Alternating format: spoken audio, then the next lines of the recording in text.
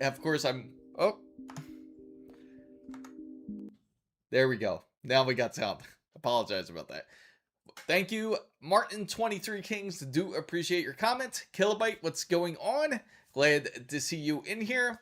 If everybody isn't sure about what's going on about the whole NVIDIA RTX 50 series Super, unfortunately, it is 100% delayed. We have a bit of confirmation that apparently they received a press copy of the issue of having no 50 series Supers for this year. As you guys know, at CES 2026, it was a bit of concern because we didn't really see anything new on the 50 series Super side, as some of you expect. Ernesto, what's going on?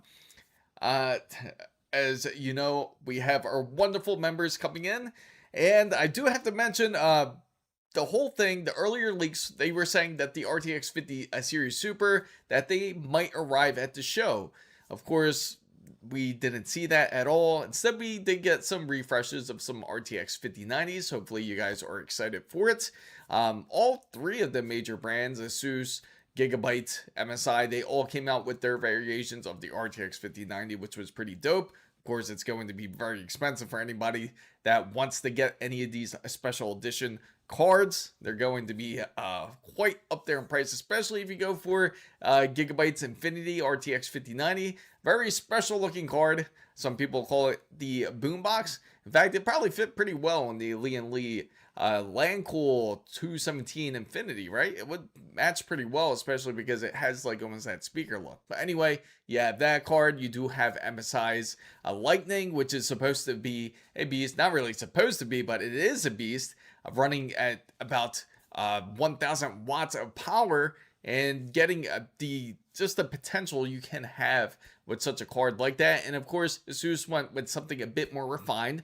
They do have the ProArt RTX 5090 that some of you may be interested in. For those who are more creative oriented, or you want something a bit more stealthy in your build, I mean, you could technically game on it. It's still a 5090, but at least it's not as flashy as the other two, as the MSI Lightning RTX 5090, and of course the Gigabyte's Infinity RTX 5090. Now, of course, with the whole 50 series news, some of you may or may have not heard that the 50 series Super is certainly indefinitely delayed. Unfortunately, there is a issue with the whole VRAM issue. And unfortunately, this is also going to get pushed into 2027 more than likely, and even a bit further. We might actually see the 60 series much later than we expected to. And there's also a bit more development that I do want to share with you guys, who certainly do have many questions about what's going on about their situation. In fact, NVIDIA said that they are going to produce a lot less 16 gigabyte cards. If you are interested, say in a 5070 Ti or maybe a RTX 5080 even, unfortunately, NVIDIA says they are going to throttle back on it. So they are for sure not going to develop as many, but they are going to push more 5060s and like 5060 Ti's, but more of like 8 gigabyte variants. So if anybody is looking for a more higher VRAM card, those are more than likely your cards that you are going to have to search for unless you go out and take a look for. Now, some of you may know already as it is.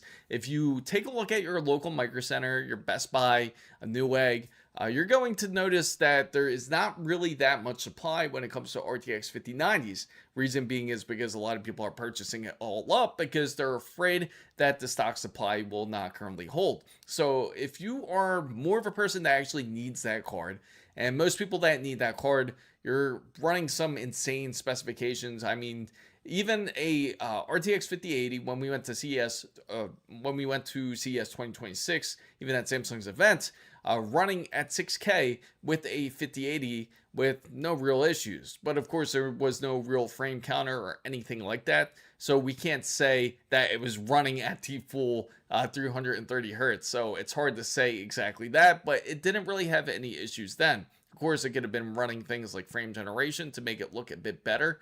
But at the time when I was checking it, it didn't seem like that was the case. So anyway, the point is, if you do need a RTX 5070 Ti or RTX 5080, it's certainly a good idea to take a look at your local stores, such as your Micro Centers, your Best Buys, because unfortunately, that stock supply is going to look just like the RTX 5090s. King, what's going on? ASUS makes all products 20% prices higher. PSUs, cases, motherboards.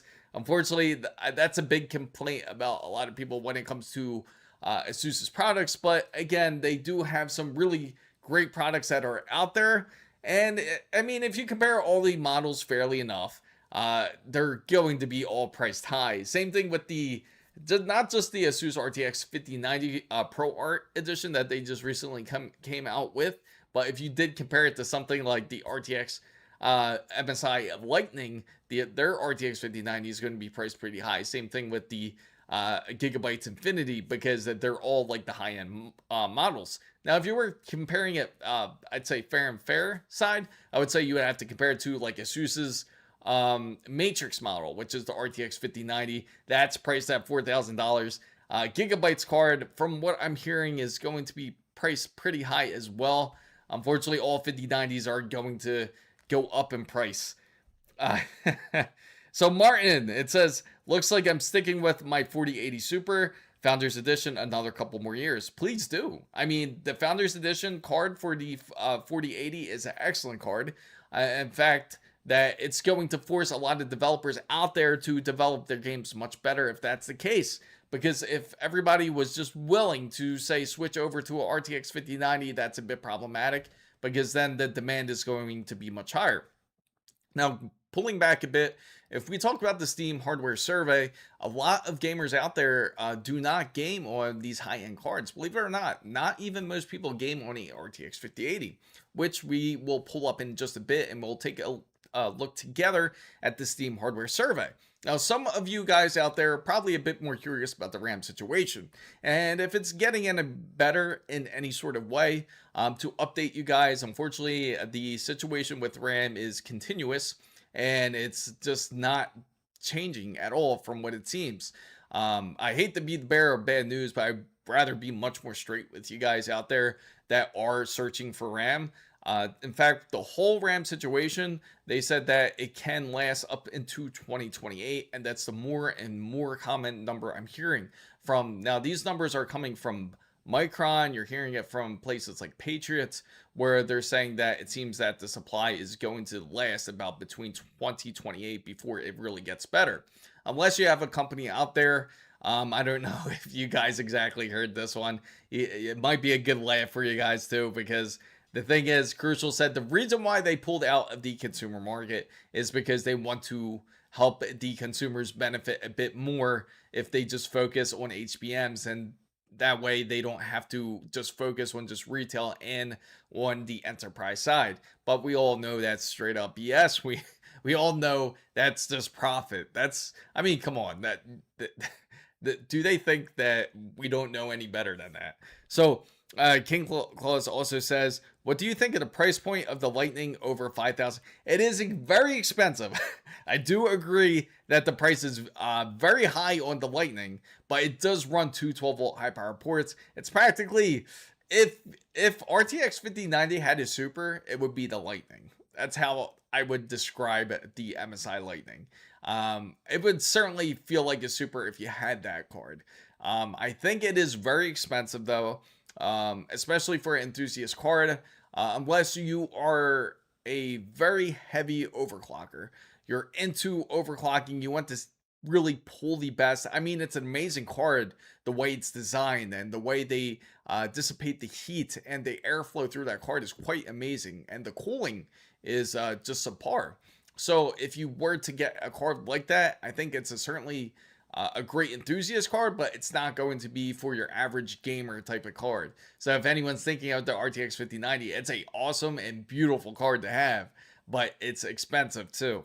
So do you think AMD, okay, that is actually a great question. So Martin poses an excellent question here, that will they actually release AM4 X3D CPUs? And the reason being is, Of course, the problem all begins with the RAM. Not everyone is able to get DDR5 RAM, or if you're able to get DDR5 RAM, it's no secret that it's really expensive.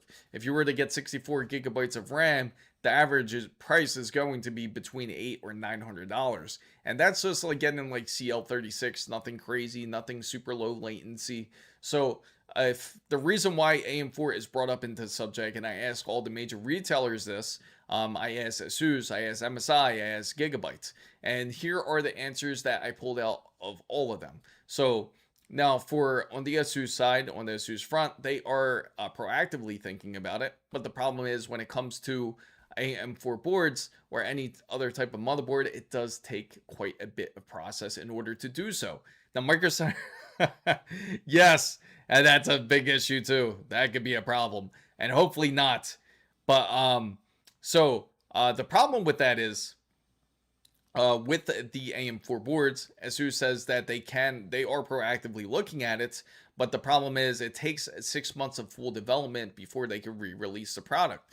If this ongoing issue with the RAM is continuous, then more than likely they would take it a bit more serious and say, hey, maybe we do produce some of these AM4 boards out. So that is one of their ideas. They do have like prototypes technically that they are looking at, but they weren't at the CES 2026 show floor. Gigabyte, they also kind of responded like they do have some models themselves that they're testing. But again, that's something that they're not sure of releasing just quite yet, because again, it takes time to release these motherboards, and they have to ensure that there's an actual demand for people wanting to purchase AM4 boards. In fact, that's actually going to make a great poll question for everybody out there, which I will ask in a bit. And I asked MSI, and MSI just shot me a straight no, that they're not even thinking, they're not even bothering about like going back to AM4. They're like, AM5's the future. This is the way we're gonna go. There's no going back. So for sure, I know ASUS, but then again, it can change. Who knows? MSI could change their tone in the future, but from what I gathered at CES 2026, they said they're not. Gigabyte and ASUS both are proactively thinking about releasing these boards, but of course, the RAM situation has to be bad enough to the point where they're like, okay, we got to release these. But again, DDR4 is not as pretty as well when it comes to pricing. So I'm going to throw out a poll for everybody out there to ask this, because I am curious, and I'm sure a lot of people are also curious about this question about when it comes to RAM. It's not I know it seems like that, right? It's not bad enough yet. I know. Apparently they want to see like a fire. They want to see like a micro centers on like fire, like trying to get some RAM, like to that kind of point. Uh, it is pretty hysterical when you really do think about it. But here is the poll I am going to ask, and let me just pull it up, because for any new builders out there, I am curious what your thoughts are, especially on the AM5 platform, or maybe you're thinking of going Intel. Don't mean to ignore the whole Intel platform. Of course, that's a big thing. Hopefully, you guys are certainly excited for Panther Lake's i3 that is currently out for laptops and everything. So if you are looking for more of an embedded CPU with decent graphics, I mean, it runs 12 cores on graphics, that is certainly an option. It ran Battlefield 6 flawlessly. Of course, you have to have set everything on pretty much automatic. And their XeSS3, I have to say, is pretty hysterical when I heard it, because when they said 3 per 1 frame, I was like, that sounds a lot like another company that we know of. And you guys could probably take a guess on exactly which company I'm talking about. So I'm going to throw this poll. Just got to find it real quick. And here it is. So this is going to be meant for a lot of new builders, or if you're pondering on another build maybe. So are you willing to purchase AM4 motherboards? So you have an old PC with the i9, still works well. Yeah, I mean, it's still going to work great. There's no problems with a lot of these motherboards and CPUs. It's almost to the point where like we're almost going to go to like retro tech days. Like you have to have, if you upgrade your, say, laptop or upgrade your smartphone, especially today, it's going to seem like a downgrade for 2026, because The standard capacity for a lot of these laptops and a lot of these phones, they are pushing it to 8 gigabytes. So can you imagine if you have a 12 gigabyte phone and then this happens? Of course, you can't really upgrade. If you do upgrade, you're losing 4 gigabytes of RAM, which makes no sense. And you're not going to get as good graphics, possibly, even when it comes to your processor. Also, a big problem that is also happening. Here's the poll, guys. If you want to answer, you just simply put 1 or 2. So this is the poll here. So I found my issues on my PCs. Oh yeah, did you? It was your motherboard. That's interesting. Uh, but going back, it's if you upgrade anything, like to a new phone, upgrade to a new laptop, it might not be worth it. Honestly, it might be better to look into last year's model. It might be better to go for a 2025 laptop instead, because at least you know it's going to have between 16 to 32 gigabytes. And it's interesting. So far, we got a 1, we got 1 and 2. So feel free to vote, and that's how you move the poll. So we got a 2. Interesting. Okay, so you have a mix. You have a mix of people that are interested in the AM4.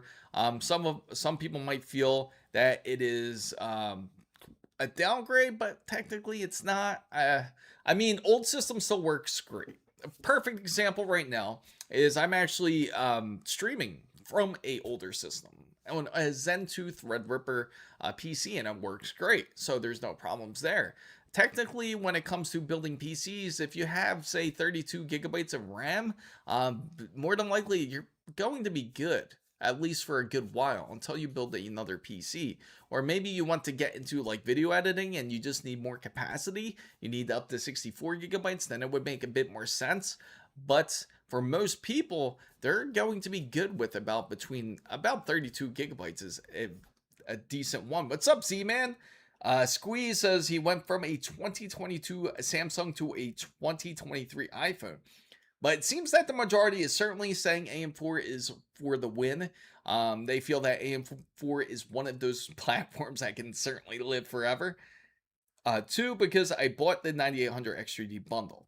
But if I had not, I would definitely consider AM4. Makes perfect sense, Waffle Skater, because for most people out there, it's going to be very tough to get some RAM. I mean, and we're going to go into the prices a little bit. I'm going to read a statement that was made, some keynotes that was actually made by one of the companies here, by Nvidia to another company. Doesn't quite say who, for obvious reasons. They don't want to leak any real information here. So RAM still hasn't gone down in prices yet.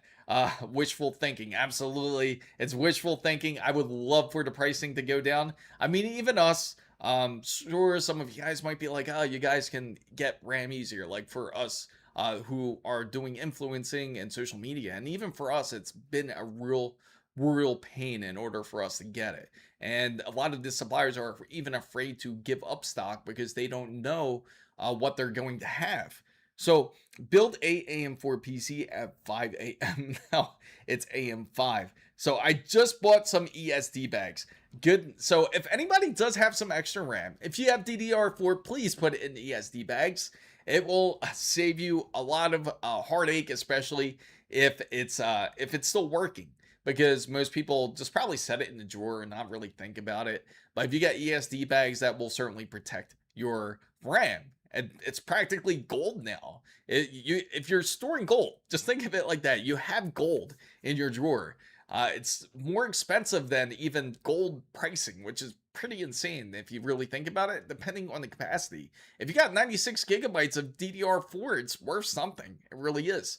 So Waffle Skater says, safe to assume prices are going to raise more if the bundles shot up $50 overnight. Glad I bought mine a few weeks ago, but now I'm hearing PSUs and coolers are going to raise up. Yes, and there's a reason for that. That's another topic to bring up, and that's what is causing a lot of problems in the PC building community. And the reason why they're saying that the pricing, now this is rumored though, the reason why they're saying the pricing is going up, it also makes sense too at the same time, is because the cost of commodities, the pricing of gold, the pricing of platinum, the little components that is required when you build these power supplies or some of these coolers, it does require a bit of those precious metals. So if in order for them to build it correctly and maybe even build up an alternate version of it, if they can, like maybe use a bit something less conductive, like maybe ceramic, that would certainly help cost, which we might even see in the near future. But anyway, the point is that is one of the reasons why power supplies, why CPU coolers can certainly go up in price. You're talking about 15 to 20%, where you're kind of pricing out the whole PC building community because of it. So, oh man, PCMR can't, yes. Yeah, we really can't catch any breaks at all. First CPUs, the RAMs, and PSUs. So just imagine PC cases. Man, we are at a tiebreaker. Does anyone want to break that poll? So far, we got 50-50, guys. You let me know what you think. Do you think AM4 should make a comeback? I mean, I'm sure one of the reps are in here probably watching it just out of curiosity. But is anyone willing to go back to AM4? Are you willing to build a AM4 PC? So far, okay, Squeeze. If I have opened, okay. So far, yes. I see. So far, yes is winning. So it's like a really equal split nearly. I mean, take a look at that poll right there. If I have RAM that is unopened, do I need a bag for it? It's no. If it's unopened, no, you can keep it in its casing. It's for those who have RAM to say sitting in a drawer. Maybe you have an old PC build and you're like, hey, let me save this. Let me save this RAM because I never know where I might need it. Most people will just chuck it into the drawer, not really thinking about it, but over time it can cause discharge. And what would happen, it would practically short your sticks, which you don't want to happen. That's the whole point of having ESD bags. But if you have the original packaging, it's perfectly fine. You won't have to worry about it as long as if it's sitting in a safe place. So, yes, like it would end up shorting is what I mean. So anyway, here is what I want to show everybody out there real quick who is curious about the whole situation. So let me go here so you guys can see. And of course, let me just click it so that way, where is it at? It's funny, they got Alibaba up like on the thing. So if you guys are curious, here is the note that I wanted to pull up for you guys. So for everyone that is curious and was patiently waiting for the Super Series, they were saying that earlier leaks said that for the RTX 50 Series Super, says NVIDIA had already confirmed and informed AIC partners that would release and delay indefinitely. So this is to a direct partner that they were speaking to. So during Jensen Huang's keynote, he did not reveal or announce. We know that, right? Because everyone was tuned in, waiting for this brand new announcement, maybe for some miracle that a 50 Series Super would pop out. But of course, in the absence of the new generation NVIDIA graphics card, this may disappoint some hardware enthusiasts, but this decision is not completely unexpected. As we all know that the RAM shortage is here. So because the RAM shortage is here,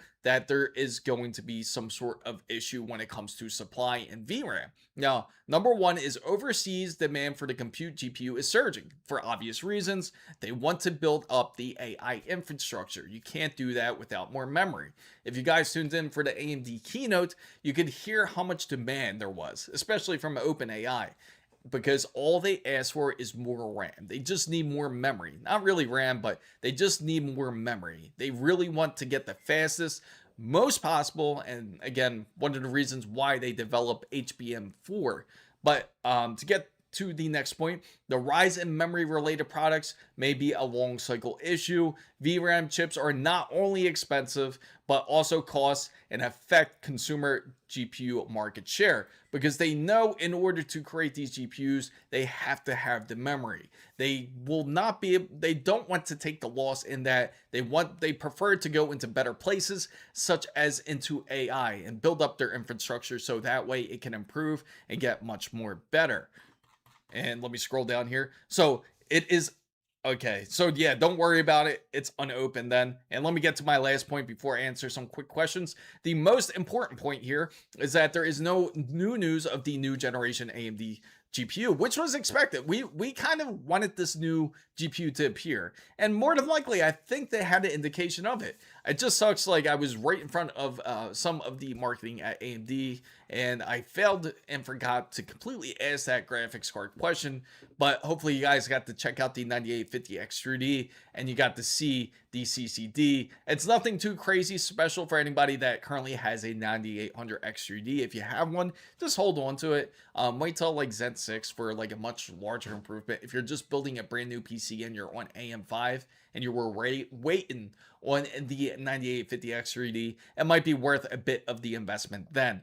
But anyway, so let me see. Let me go up here real quick. So Killer Bite says no super, bummer. Absolutely. It kind of sucks, but we kind of knew this, so don't expect it during NVIDIA's GTC Summit. I definitely don't expect it then, and I also don't expect it during Computex. So I bought the 5700 X3D a year ago already, and 32 gigabytes of Samsung B die. I will say, yeah, you'll be good. And you have a legendary RAM kit, which will survive, especially that you can easily do some wonderful overclocking on that RAM kit. So Squeeze says, I need a new PSU 229 watt CPU and a 220 watt GPU on a 430 watt. Yes, you absolutely do. Once again, get into overclocking. Maybe you can maybe you could do a bit more out of it. So Quake Gang says, okay, thank you. Pew, it's 96 gigabytes, so don't want to break it. I get it. That's certainly not anybody's wishes right now. So to get back to the whole super issue, unfortunately, there is 100% no supers that are going to come out. So if there's no supers coming out, more than likely you can guess the direction of AMD, that they're not going to be focused on supers. In fact, they are hyper focused right now on AMD's Helios, which is their new servers. And of course, that was mentioned during the whole keynotes. I don't think anyone is expecting, it's supposed to be CES, but I don't think anyone is wanting or planning.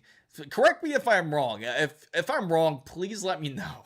If you want Helios in your house, I would love to know who you are, because that thing is humongous. That thing, I mean, it's like, okay, in this studio, right? It's like about 10 feet tall. Helios will hit the ceiling. That's how tall that thing is. I don't know if anyone is interested. Maybe I'm wrong, but it was a consumer show, but they did throw in Helios if anyone's interested in the consumer market for something that massive. But they certainly emphasized that a Helios was needed, especially when it comes to AI needs. So again, unfortunately, with this whole situation, that line makes me laugh. The current RTX 50 series remains competitive for, you know why? You know what that line means? It means that they know that the 50 series is the only thing out there that can be best anyone. AMD, Intel, they know they don't stand a chance. And that's the sad truth. Like, if you're comparing path tracing and ray tracing, we all know NVIDIA will win over that. And that's how they kind of control the whole market share and pricing. Which, let me throw this in there real quick too. For anyone that is curious about the RTX 5090, if you are wanting to purchase a card like that, just to let you know, definitely check out your stores, see if they do have any in stock, because we're going to go on Micro Center right now to check if they have any in stock. Reason being is because they are very low in stock, and just, oh wow, already just going onto Micro Center's website, and I already see the uptick in pricing, $750 for a bundle. But again, it is a 9800 X3D, so I certainly get that. But with a B650E and a 32 gigabyte DDR5 kit, that is more than likely going to be CL36.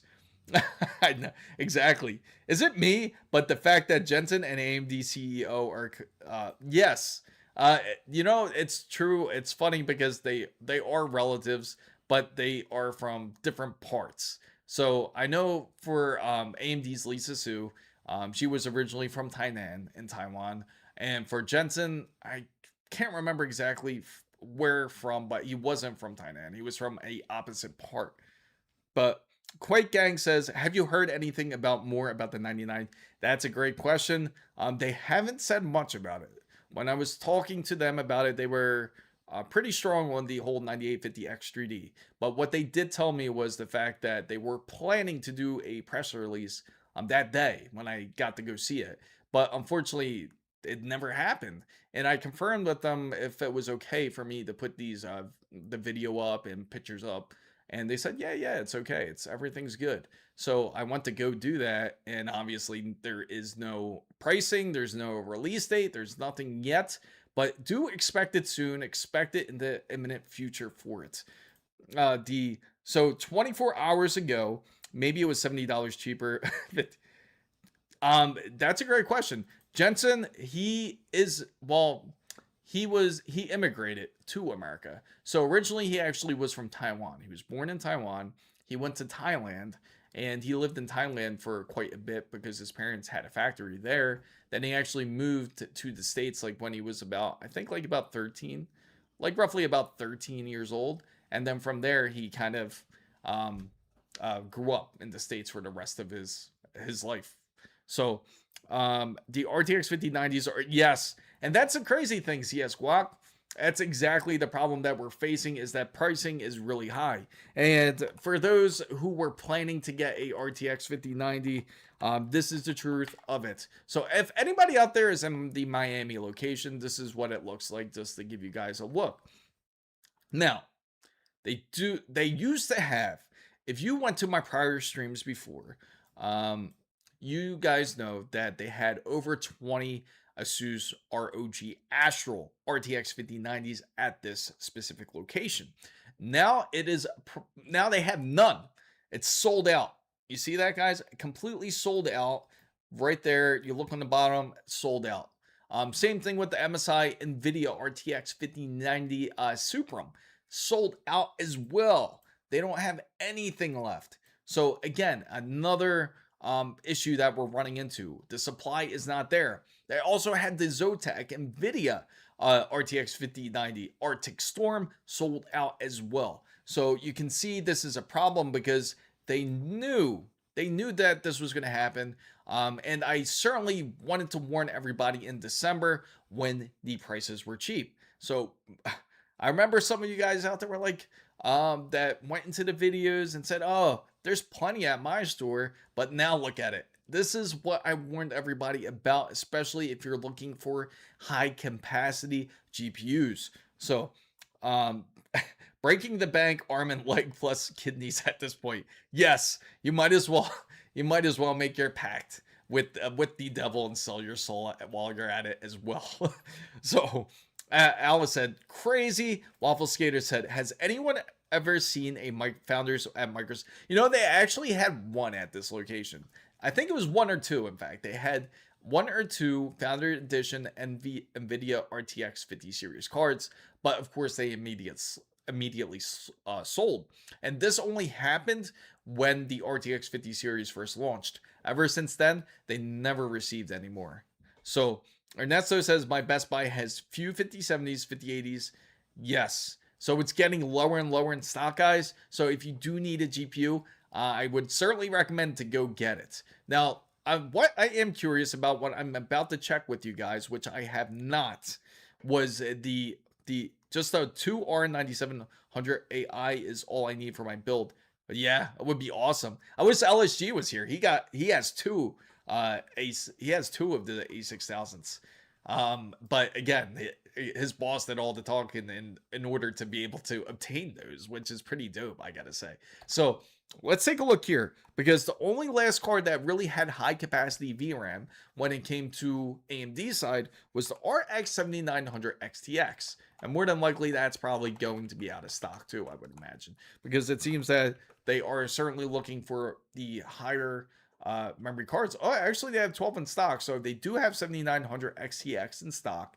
So they actually have 12. So if you're looking at an alternative, this does have 24 gigabytes of G6. So if anyone is looking for a GPU, this is certainly a better option to go, instead of spending $3,000 or $4,000 on a card that is going to be quite pricey.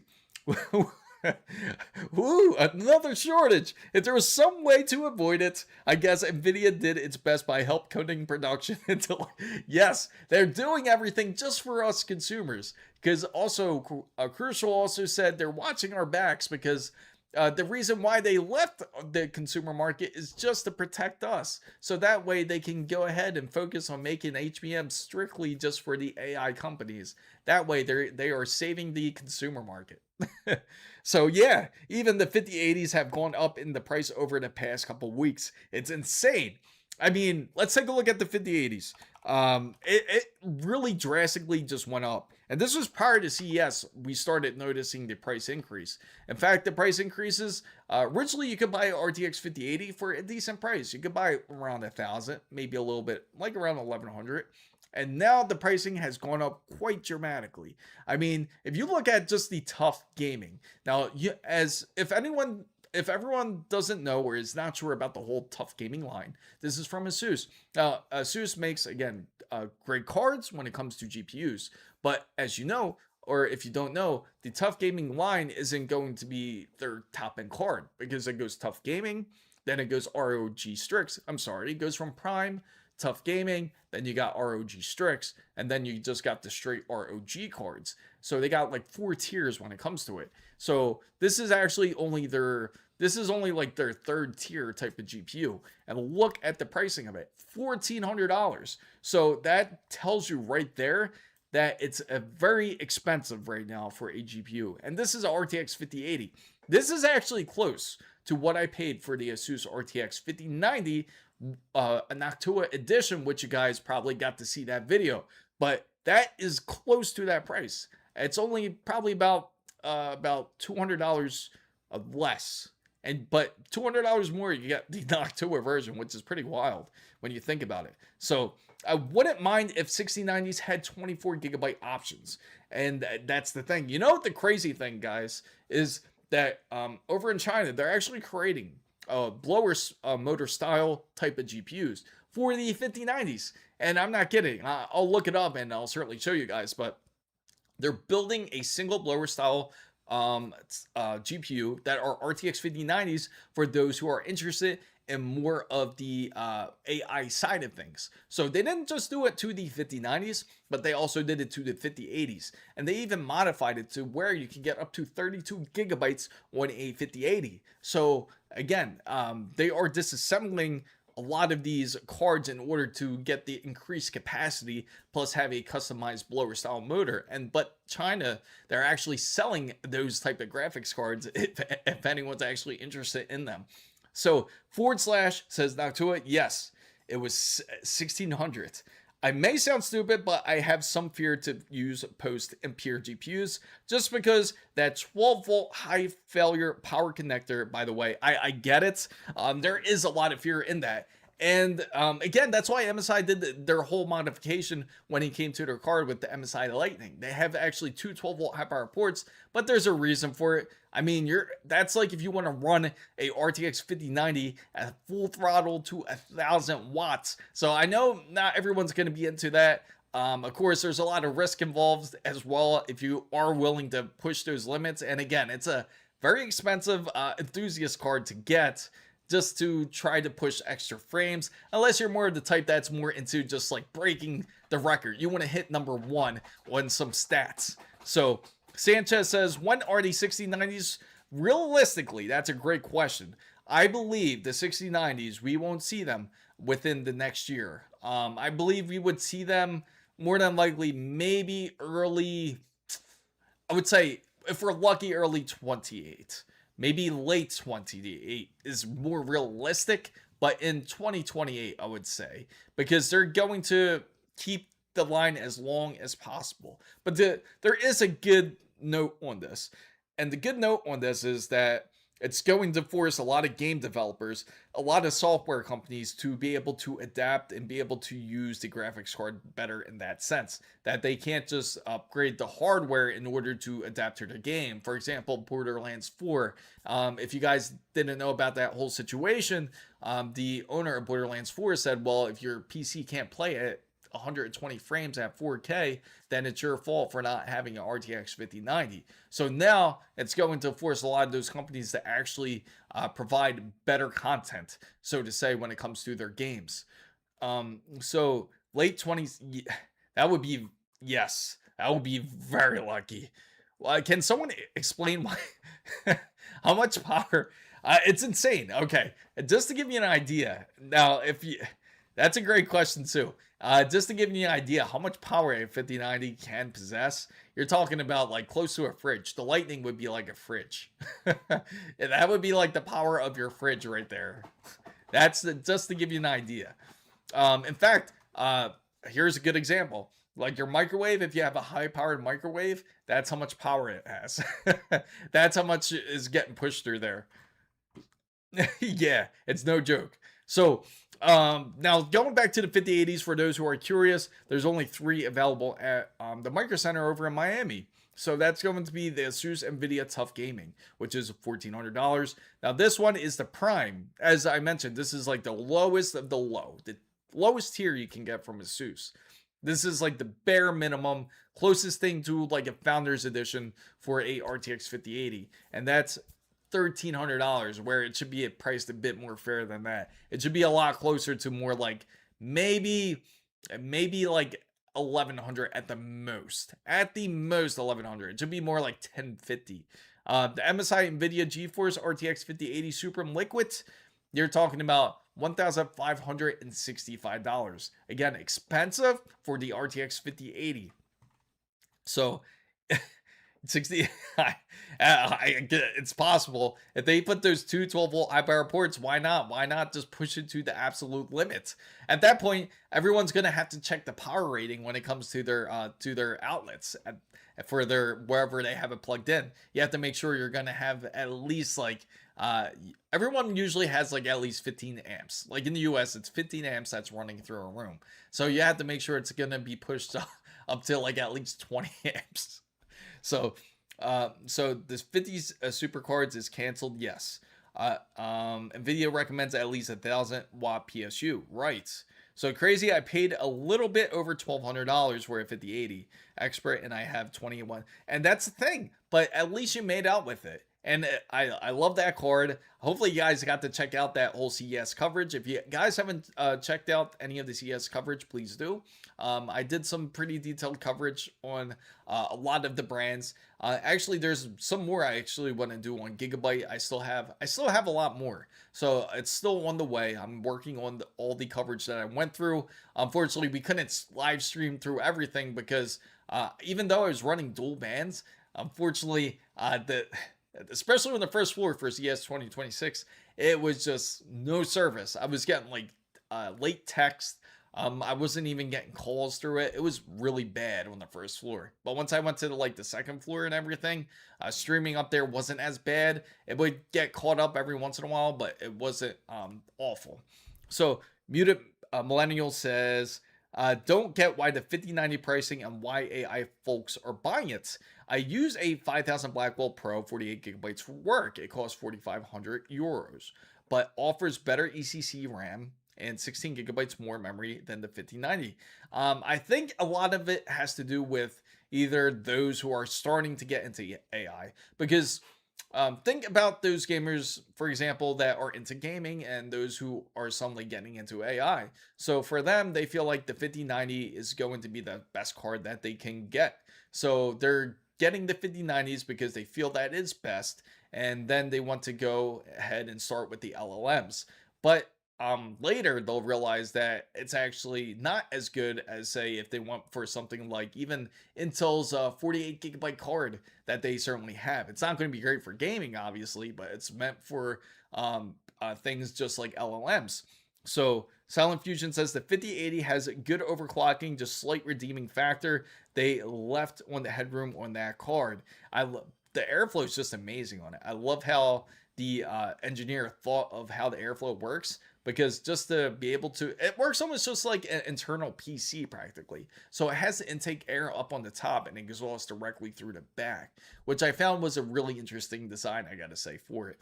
So the 5070 Ti probably soon is up to $1,000. Yes, It probably is. We're going to look at the 5070 Ti because, of course, it raises a concern. I do have a build coming up, guys, that I am working on, just working on acquiring some parts.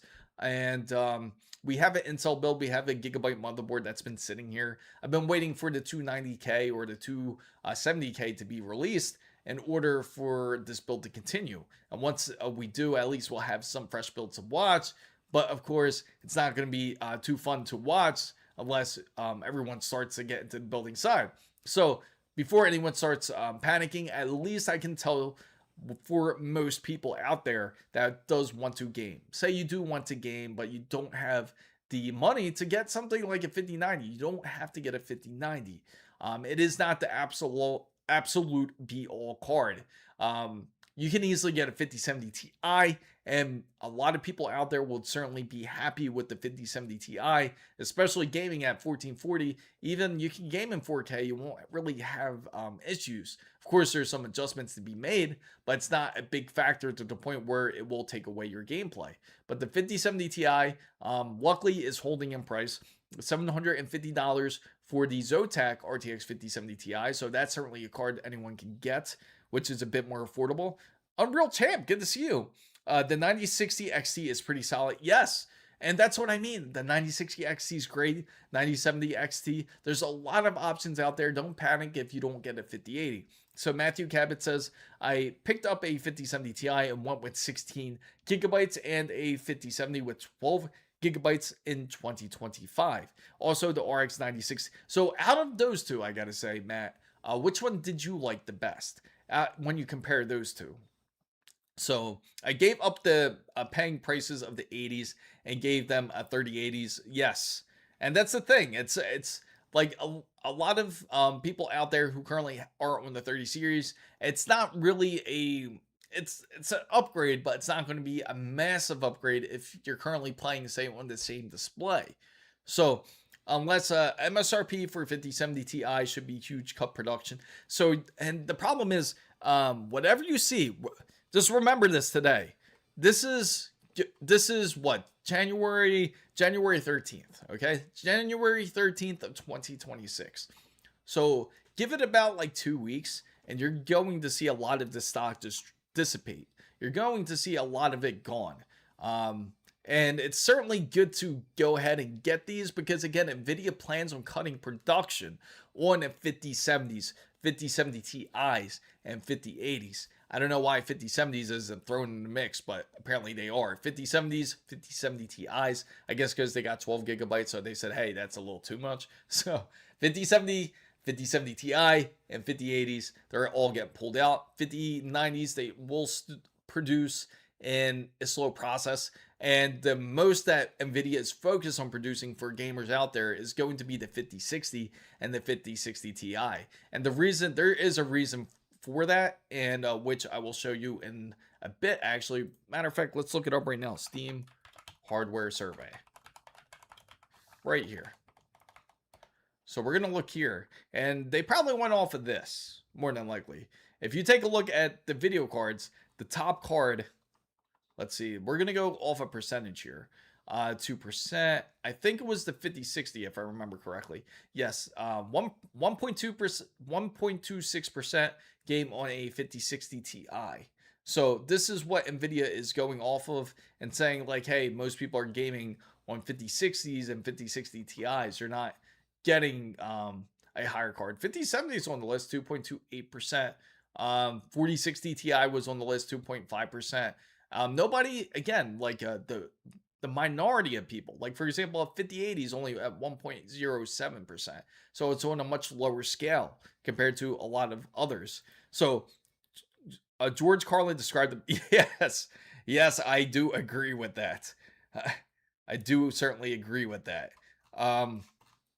So bought a gigabyte gaming overclock 5070 last week for, that's not bad. See, and that's the thing. It just like constantly goes up. As soon as you let your guys' eyes off of it, it will just suddenly go up in price. It's very volatile to this especially today when it comes to PC hardware. So might not see any 16 gigabyte cards. Exactly. And that's what I want to let everybody know. If you want a 16 gigabyte card, LSG, I was just talking about you. We were just talking about the 6,000 cards that you have. Did you get to put it together yet? Because I can't wait for you to put those in action. So, what more than RAM, GPU, and M.2 will go up in price, or will the other price go down? So, everything will consistently go up. It's not going to be immediate. We'll go back over to Micro Center here, and again, like everything's going to flip up into price. 5070s are what is truly holding when it comes to fair pricing. 5070s and 5070 Ti's. Same thing with the RX 9070s. In fact, I recommend anyone to get a RX 9070 if you haven't tried AMD. It's just a phenomenal card.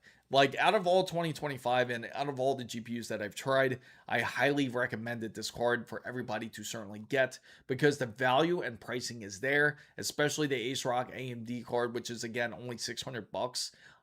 You save money doing this, because GPUs are obviously one of the most expensive components when it comes to PC building. And of course, there's going to be RAM, which we will certainly take a look right now just to get an idea of what it's looking like. And we're on the top deals section.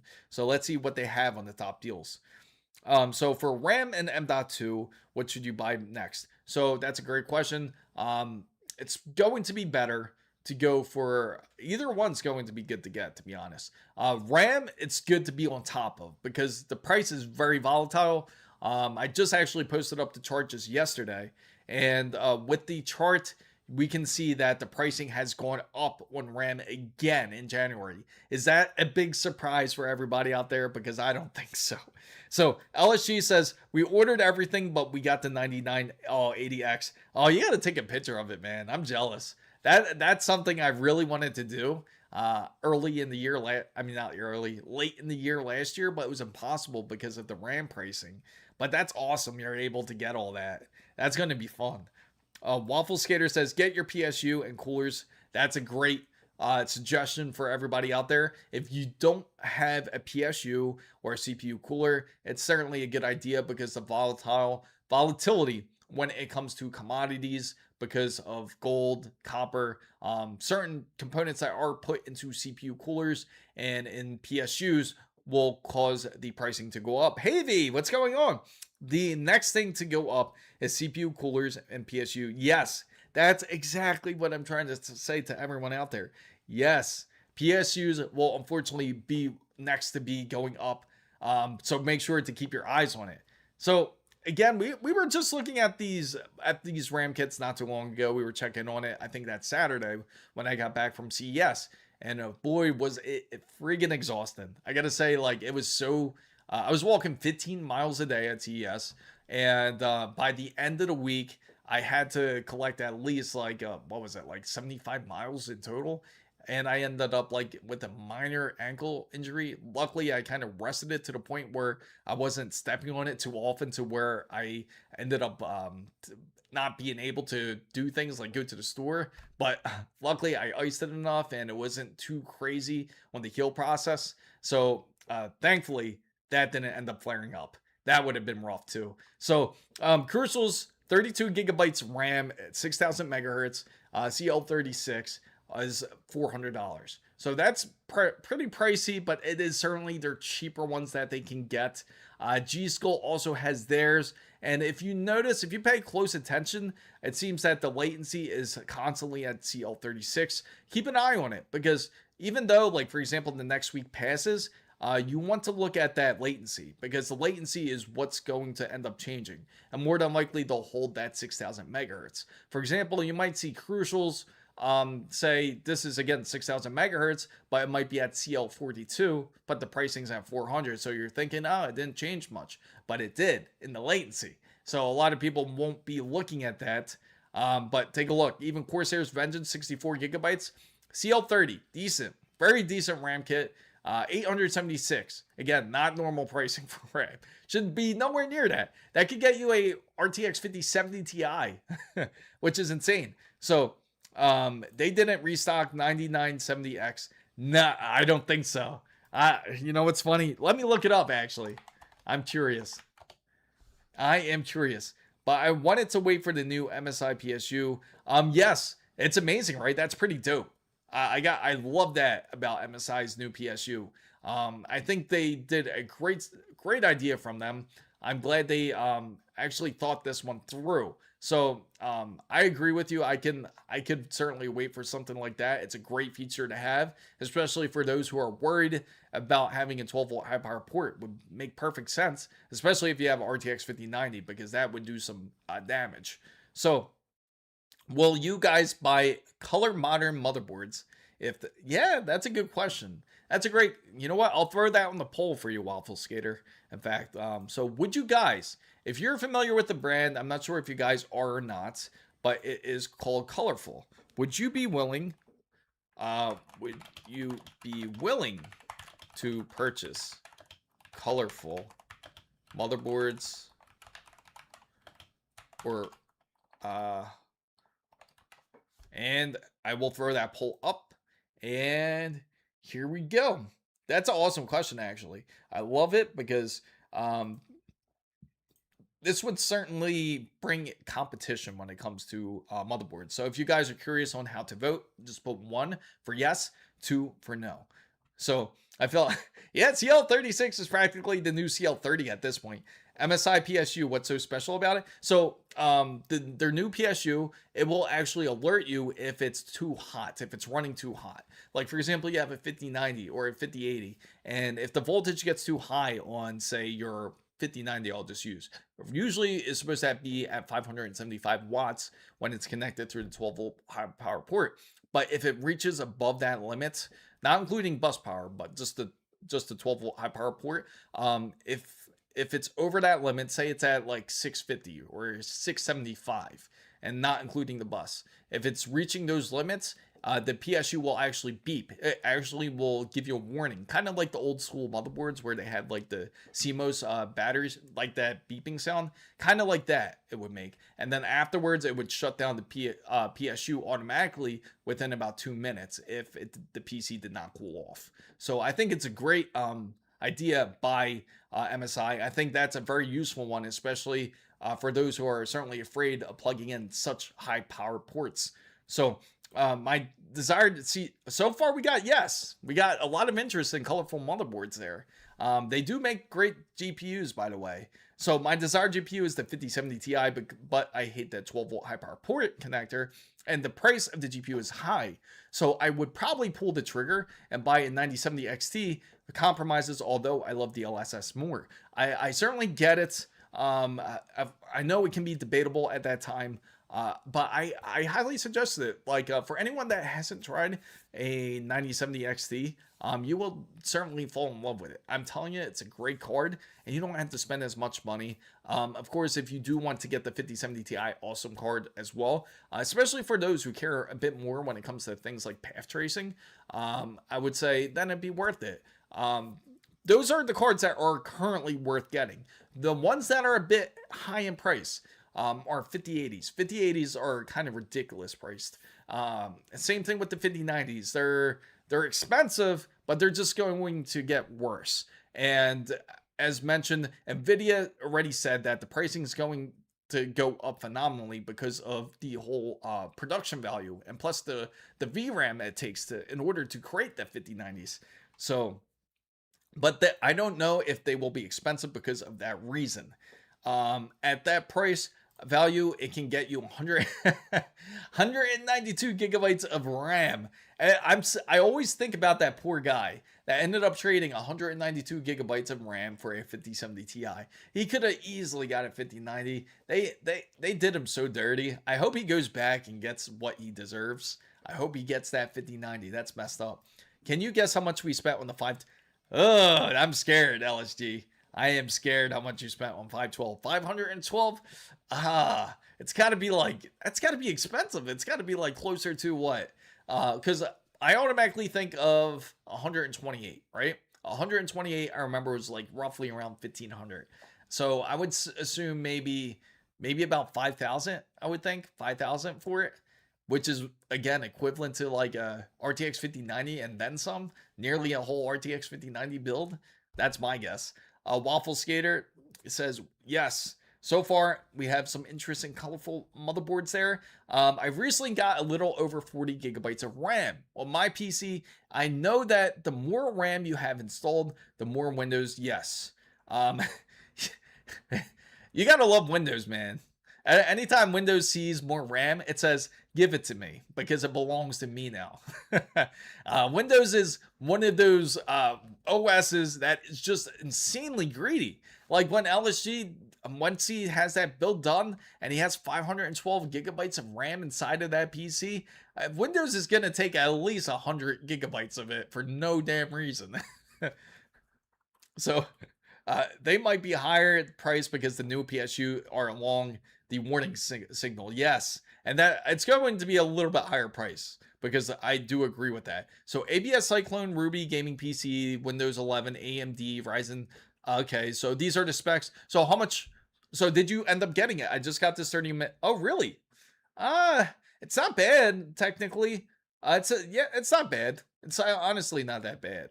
That's actually pretty decent for what you have it. What I'm curious about is what the okay, so it says CR. Get me the model number of the RAM. Just out of curiosity, I'm just curious what type of RAM that they're using in it. But I think you made out decent. I saw Deburr put out a wire meter that will shut down your PC if the power pins go over 12 volt. Yes, they do have kits for that. So Kilobyte says, who has the LSS in their NVIDIA cards? Some people still, the funny thing is there is people out there that will still end up using the LSS, even though they have like RTX 5090. There's no reason for it, but people will do it. They will use the LSS. Has anybody tried DLSS 4.5? I'm just curious. How many hands out there have tried DLSS 4.5? So far, it seems that the consensus is that people would certainly go for a colorful motherboard. That's awesome. I would love for them to come out with their boards. I think they would do great. It would be awesome to have more competition in the space. I think they would certainly bring a banger motherboard for sure. So next poll will go up in just a bit, which I do have to ask a question for everybody out there for have you used DLS 4.5? That will be the poll out there, and I will turn it back on and feel free to vote. So let's see, LSG. Oh, that's how much you spent, LSG. Oh, my heart, man. Again, pricing has gone up so phenomenally since then. It was last month when I looked at it. I can't even say it was close. I thought $5,000 was close. Oh, damn. That was just the RAM. And I thought you guys had like a $10,000 budget. That's like almost all of it right there. Windows is the captain now. So, do I have to wait for the new? You don't have to wait for it, but if you are, it's going to cost top dollar. That's for sure. If you do go for it, you tried it. So far, I feel like the 5060 should be at least a TI with the 9700X. But in this market, what are you going to do? Yeah, and that's the thing. That's the problem. So far, I would be scared of the new motherboard manufacturers because of software bugs. Has anyone got to see these Sapphire motherboards? Because I'm certainly interested in them. I think they would do well. I was hoping that I would see them at CES too. I think they would have a awesome show if they were there as well. Only if they were willing to get on there. My i5 9600K is almost dead, so I picked the best AM4 platform and saved 32 gigabytes of RAM. Yeah, I mean, you do have the RAM technically, right? So, I mean, you can run the same RAM kit if you wanted to on AM. Well, technically on DDR4, it was a little bit different from what I remember. I think it depends on your kit. What is your kit running? Is it at 3200 megahertz for your kit? Or 36, because then you can certainly run it on AM4 with no issue. So it's buggy. So it is buggy. It doesn't work that great just quite yet. I kind of figured it would kind of be a little bit sketch, especially when it comes to it right now. I kind of had that certain idea. I kind of felt like that wasn't going to be quite perfect, but people were just like bragging about saying it was like one of the new best things. Let's see if they got the bundle. It seems that they do have in stock. Let's go scroll down here. So they have this. No, that's at 79. They have the 9970X bundle. Let's bundle it now, right? And see what we get here. They probably just don't excuse me. They probably just don't have the RAM for it, I bet. Let's check. They probably have everything but the RAM. Yeah, I thought so. They have it open box. I guess so. It went up too. It went up in price a little bit. Instead of 15, like originally as we saw it, it went to 17. But they have it open box for how much was it? So you save incomplete. Look at all these open boxes. That's insane. So you probably had a lot of people trying to do this whole Threadripper kit, and they sent out what is it? 1, 2, 3, 4. It's quite a bit of open box Kingston RAM. I bet it's fine. I'm pretty sure it's fine. And CL28, so it's decent. It's not. It's ECC as well. So this is great for anyone for workstation usage. But you can't build the bundle though. What's the point of it? Items as purchased. So if you can't build the bundle, then you're not going to save anything because you'll just get the Threadripper and the motherboard, and that's it. And then you would have to pay. I guess because it's open, you can't get a discount on it. That's crazy. So Mutant Millennial says running DLSS on Overwatch 2 get about 500 hertz. Really? Oh, so it works great with the 5080 Astral. Has anyone had a similar experience? So far, there's not too many people that has tried it. How about you? I know you've been you tried it as well. What was your experience with it so far? The budget went out the window when the owner decided to make. Oh, really? So is it going to be at his house? This workstation? Because that's insane. That's pretty funny, I gotta say. And he's having you build it. So, can't believe the price of RAM a few months ago. You could have, yeah, and that's the thing. Anybody could have just bought a PC at like every time I go back to my old receipts, like the Micro Center, and I see that I paid only $92 for a RAM kit, I'm like, man, it's crazy to think that wasn't that long ago. I mean, it's literally, what was it? March I bought that kit, I think it was. And it was, again, only $92. And that used to be like one of the cheaper upgrades you can get when it comes to a PC build. So, Steve says a friend put a computer together, 64 gigabytes of DDR5, CL30, 6,000 mega transfers, and RTX 4070 Super, and a Ryzen 9 7900X. I told him about the price of RAM. He said he paid $240 for his now $900. It's funny, you'll talk to a lot of people and they'll tell you the same situation. Now, anybody that's just coming in and curious about the RAM situation, unfortunately, it's not any better. And it isn't going to get any better. In fact, they are saying, Micron and SK Hynix are practically both saying that it's going to see, it seems more likely for it to last into 2028. I've asked the suppliers.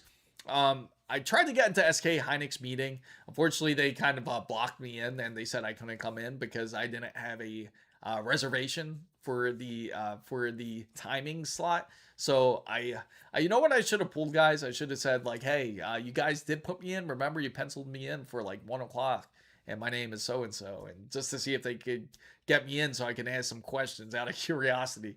But from SK Hynix and from Micron, they said that it's not going to get better when it comes to the RAM situation. So for all those who have like really held on till like since October, I hate to be the bearer of bad news. It's going to continue to decline. Not decline, but I should say incline in pricing when it comes to DDR5. So if you are looking to get some RAM, I keep saying this is the time to buy RAM, but realistically, every week too late is a week too late when it comes to buying RAM. So 2028 is going to be DDR6. So if you have RAM already, it's going to. And the thing is, I'm not sure if they're really going to push DDR6 like that. Say if Intel comes out with their new platform by the end of the year, they come out with their new CPU. If they do, are they going to push DDR6? Because then, you know how expensive it is? If you guys remember, like, especially for those who built one, say, Alder Lake. Oh, so apologize, guys. So for those who just built Alder Lake, for those who were built Alder Lake, probably remember how crazy the pricing was when it came to purchasing the DDR5. when purchasing the DDR5, it was really expensive to get 32 gigabytes. It costed around $330 then, and that was because it was brand new. There's people selling it on eBay for $1,000, even up to $1,500, kind of similar to what it is today. But with DDR6, you can just imagine it's going to be the same way. It's going to cost much more than DDR5, and it's going to be cost much more expensive to produce because not too many people have DDR6 quite yet then. So I'm really curious to see where they're going to go with that. So they don't want to increase supply much either, and that's the problem.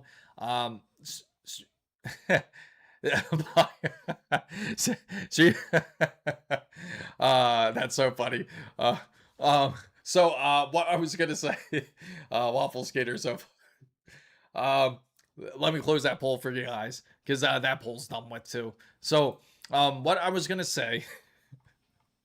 Oh, that's funny. Now I just lost my whole train of thought about that. What I was gonna say is when it comes to the whole RAM situation, there's no real true light. It's going to be expensive. We're going to take a look at the price chart when it comes to the RAM, and unfortunately, it's gone up again dramatically in price, as we will see on PC Parts Picker here. So if we go down, you can get an idea of how the pricing has gone up once again. So originally in December, everyone's like, oh, it's stagnated. It's not, the pricing isn't going to change that much. But you can see from December, you can see that kind of spike up like once it entered January slightly and kind of flatlined. So it's like, looks somewhat positive. And then within the next week after CES, like we all thought, it's going to go boom, right back up into the pricing once again. Now it's again priced up much higher to, again, it's reaching much closer to about $900, I would say. Roughly about $875 to $900 an average of when it comes to pricing for 32 gigabytes of RAM. So unfortunately, it's just not going to change, and it's just going to continually go up in demand. Now I remember what I was just about to tell you guys too. So what I wanted to tell you guys is the fact that when it comes to RAM, now I keep losing my train of thought for a second, but when it comes to RAM, what was it? It was something important too. But it's very annoying and very frustrating when it comes to this, because for any average PC builder out there that just wants to build a PC for gaming, it's just become too expensive for most people out there. And for those, I feel bad for a lot of people out there that wants to end up building a PC, because now it's just going to be just priced really high. And what I wanted to add now was the fact that investors, when I was speaking to some of the guys up there at CES, and they brought up a very decent point. So the decent point I wanted to bring up, and I'll definitely bring up Steve Anderson in a bit real quick, but what I wanted to throw out there is the fact that, just to let you guys know, when it comes to the pricing, when it comes to the RAM, when it comes to production, and when it comes to the fabs, is that they don't want to produce anymore. And the reason being is investors are not stupid either, meaning that they know AI can be a bubble. They understand this. So they're not going to throw more money into building another fab, because if it is a bust, if AI is a bust, and they invested more money to create this other fab, then they just created a oversupply of wafers, which can obviously build more NAND, more RAM. It would be great for us consumers, because then everything would go on sale because they got to get rid of it. They got to get rid of the RAM, then it would quickly deflate down from $900 all the way back down to like its original pricing once more, and it would sell like hotcakes. But obviously investors, they don't want to look at it like that. They want to create for profit, obviously. So them investing more money to create another fab, and to know that it's not going to create more HBMs, or if it's not going to create as much wafers, and they end up wasting their money, they're not going to take that risk. And that's why a lot of this isn't going to go away very quick, because there is no true demand for that. So Steve Anderson says, my friend just bought a Asus Tough Gaming RTX 5080. That other stuff was 6 months ago. For oh wow, 491 euros. Patriot Viper 32 gigabyte kit CL30 6,000 mega transfers at the lowest price. So Rubica says $300 for Corsair. Vengeance at 96 gigabytes, 6,000 mega transfers of CL30 in September. Insane. It's just, again, it's just become nonstop a problem when it comes to pricing, when it comes to PC components. So if we go ahead and take a look at the memory side and say you just want to get some decent 32 gigabytes of memory, the average you're going to see is going to be 6,000 mega transfers, and it's going to be CL36 because there is not going to be really a change in latency. If anything, it's going to go up in latency because they're just trying to keep the best wafers to create these the HBMs for themselves. So if that's the case, Crucials are still selling for like about 400 average. You do have some G skills, which are about 380, and then you have Corsairs at 64 gigabytes. So these are the more common ones you will find at the store. And unfortunately, it just seems that they have plenty in stock. You can see that they have plenty in stock. The problem is that the RAM doesn't really have the shortage per se. It's so that way they can control the shortage. So if people did end up saying buying this like more often than what you expected, if they say they started saying, you know what, $400 isn't bad for RAM, and everyone started buying it, that is what will cause a shortage and then cause even a more uptick, so to say, when it comes to pricing, when it comes to RAM. And hopefully that remains less avoided, because if that continues, if that ends up becoming the new norm, that's just giving a green signal to the suppliers, like saying, hey, they feel this is not too bad, this is average, we can sell more of this stuff. So hopefully that doesn't happen. I don't think it will anytime soon. People are not dumb. They understand that this is very expensive. Hence why, if you are building a new PC, I highly recommend anybody out there that is building a PC is to start off with a PC kit. Now, obviously, this one's kind of high. Almost looks like one of those Newegg kits that we always have fun with. But you go into the AMD bundles, just say, and you look in here, they still do have full out RAM kits with the motherboard and CPU. Like, I mean, you can get one as low as $350 from Micro Center. Again, you get one stick of RAM, so you might not get a lot of RAM, but you got one stick at least to play your PC. So that's, again, $350 for anyone that just wants to start off. But if you do want to get up to 32 gigabytes, you can get a $550 kit, as it seems like there's no more $500 kits as it originally was. $500 was like the cheapest kit you can get with 32 gigabytes. It raised up slightly and went up to 550 now. So if you want, like, say, a 7700X with a B650, you can get this kit for 550, which honestly isn't too bad. Now you can upgrade the motherboard. You can get the Ice edition for a little bit more. You can spend like another $20 about, and you get the white version if that's what you prefer. But of course, you can stick with the original version that they come with, which is the AX Black edition. So its case says, I seen a few people online get the RAM adapters to use their. Oh, has that started happening already? That's pretty funny. I don't know if you guys remember that, but I mentioned this to Jesus, which was pretty funny, was that if you guys remember that they had those kits where you can convert DDR4 RAM to DDR5. Now, it seems like a genius type of kit to have, especially today, in today's conditions. It would be certainly nice. So Joe P says, it's not a shortage issue, it's AI allocation. Their priority is not the PC market, and soon I agree, and that's exactly what I brought up. That's why you see that there's so much stock. Like, there's over 25 of each kit. So the problem is it can become a shortage, and if it does become a shortage, then it would become an even worse problem. So again, the wafers are very limited to what they can produce, and when it comes to producing these wafers, it has to be like perfection. There can't be really any type of yield when it comes to their these wafers when they do end up cutting them. If there is, that is also something that can cause a problem.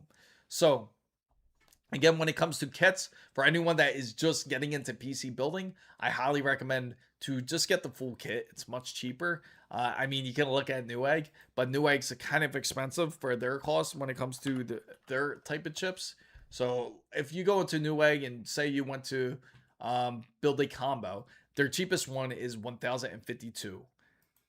Yes. So, exactly. Well, wait. Oh, Waffle Skater can tell you. So here's an Intel kit, 265K. It comes with the MSI Z890. So this one doesn't look too bad. Now this one comes with. Now if you get this kit, you get the 265K and you get the Z890 Gaming Plus Wi-Fi motherboard, and you get Corsair's RAM, which is going to be, it's got to be CL36, I would think, for something like this. But outside US, you don't even have these deals. So, what kind of deals are you seeing from your side, out of curiosity? Like, is there any deals in, for example, over in Europe? I would love to know if there is deals like at your local stores, because I know it can be quite competitive, especially when it comes to the VAT tax and everything. I would imagine it's really expensive at this current time. But this kit, it looks like it has the Gaming Plus Wi-Fi LGA 1851. It has the Corsair Vengeance and 32 gigabytes. Now let's take a look a little bit closer on the RAM side. Now this combo summary is 64. No wonder why it's so expensive. So it looks like the AMD kit. The reason why it can't be right though, because it looks like on this kit, for some reason on the combo summary, I'm sorry, I gotta laugh because if you looked at this, if you looked at the kit, right? You look on this side. For some reason on the combo summary, and then it ended up bundling the 9800X 3D.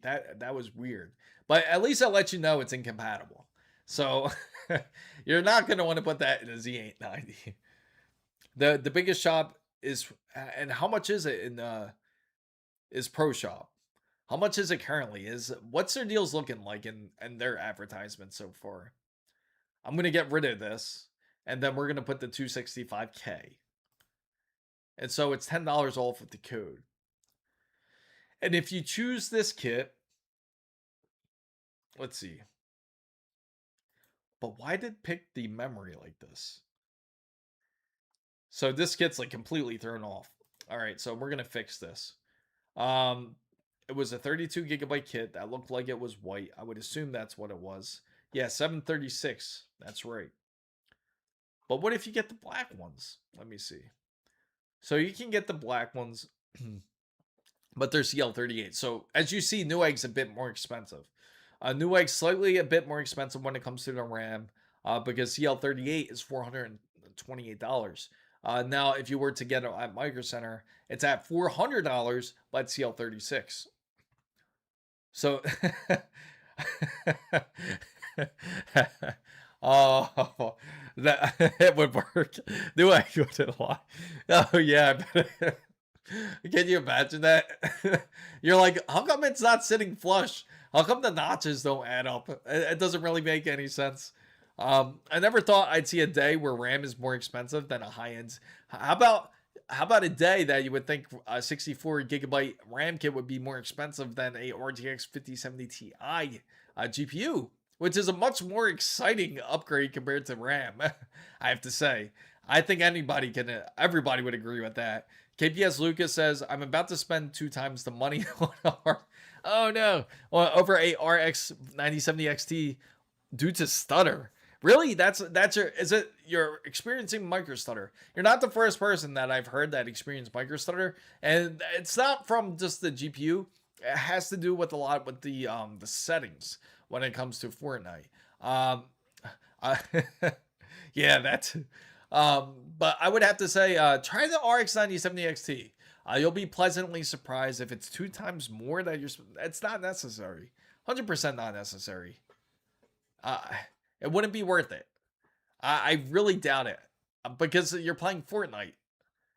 Her driver updates can make yes, absolutely, yeah. So if you don't update your drivers, that can certainly cause a lot of issues when it comes to your gaming.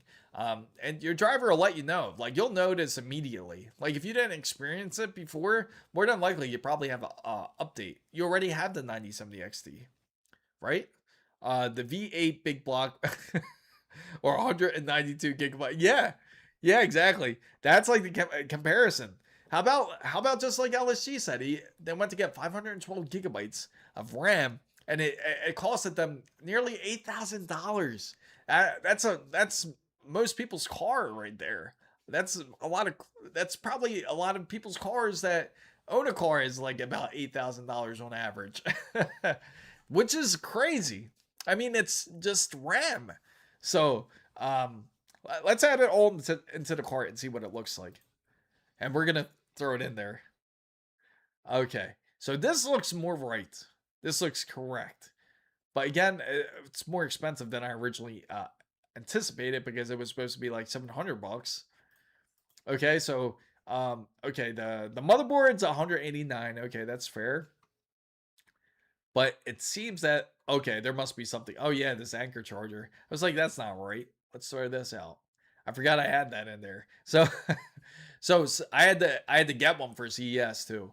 That was a lifesaver, I gotta say, because I saw all those people like wrapped around for those outlets, just like trying to charge up their phones or their cameras. Man, I felt bad for them. But so this kit, it's about $735. Not too bad of a combo, but I'm pretty sure you could get a better deal with Micro Center if we take a look. And we'll go to Micro Center again.